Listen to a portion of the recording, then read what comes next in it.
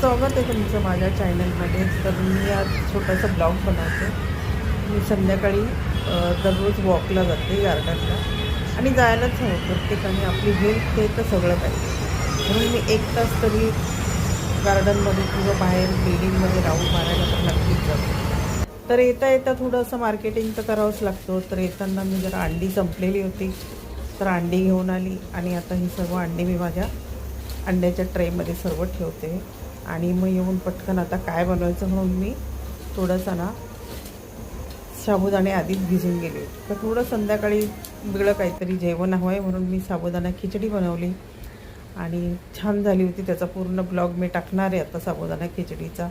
कारण डिनरसाठी काय बनवायचं संध्याकाळी थोडंसं हलकं फुलकं काहीतरी हवं म्हणून मी आपलं खिचडी बनवली याची थोडी. आणि आता थोडी खिचडी घेते, चेंज वगैरे केलं आणि थोडंसं आता रिलॅक्समध्ये मस्त खिचडी खायला बसणार. साबुदाण्याची खिचडी या सर्वजण खायला खिचडी एकदम छान झाली आहे. तर मी आता सर्व डिनर करते. चला बाय, भेटूया नेक्स्ट ब्लॉगमध्ये.